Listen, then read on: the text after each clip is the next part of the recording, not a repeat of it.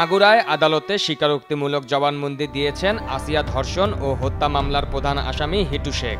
15 March রাতে তাকে senior judicial magistrate Sabyasachi রায়ের আদালতে হাজির করা হয়। বিকেলে তার জবানবন্দি রেকর্ড করা হয়।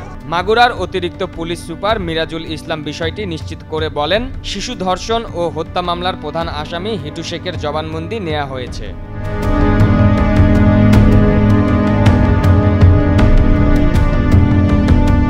বাদীপক্ষের প্যানেল আইনজীবী শাহেদ হাসান টগর জানান, মামলার প্রধান আসামি আদালতে স্বীকারোক্তিমূলক জবানবন্দি দিয়েছেন। আদালতে বিকেল থেকে সন্ধ্যা পর্যন্ত জবানবন্দিতে তিনি ধর্ষণের কথা স্বীকার করেন। জবানবন্দি প্রদানকালে হিটু শেখ জানান, নির্জন ঘরে একা পেয়ে শিশুটিকে ধর্ষণ করেন।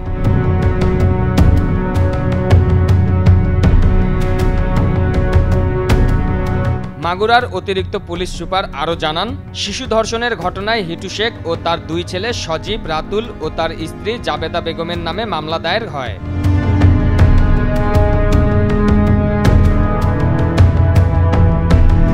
মাগুরার অতিরিক্ত পুলিশ সুপার আরও জানান, শিশু ধর্ষণের ঘটনায় হিটু শেখ ও তার 2 ছেলে সজীব, রাতুল ও তার স্ত্রী জাবেদা বেগমের নামে মামলা দায়ের হয়। এ ঘটনার অন্য 3 আসামিও রিমান্ডে রয়েছে।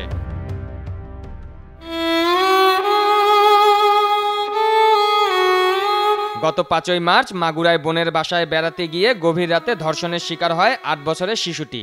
গুরুতর অবস্থায় প্রথমে মাগুরা সদর হাসপাতালে ভর্তি করা হয়। অবস্থার অবনতি হলে সেখান থেকে স্থানান্তর করা হয় ফরিদপুর মেডিকেল কলেজ হাসপাতালে। সেখানে তার অবস্থার কোনো উন্নতি হয়নি। পরে 6 মার্চ রাতে অচেতন অবস্থায় শিশুটিকে ঢাকা মেডিকেল কলেজ হাসপাতালে ভর্তি করা হয়। অবস্থার অবনতি হলে 7 মার্চ রাতে শিশুটিকে লাইফ সাপোর্ট দেওয়া হয়। অবস্থার আরও অবনতি হলে 8 মার্চ বিকেলে শিশুটিকে সম্মিলিত সামরিক হাসপাতাল সিএমএইচে স্থানান্তর করা হয়। সেখানে তার চিকিৎসা চলছিল। এক পর্যায়ে গত 13 মার্চ দুপুর 1টায় সিএমএইচে চিকিৎসাধীন অবস্থায় শিশুটির মৃত্যু হয়।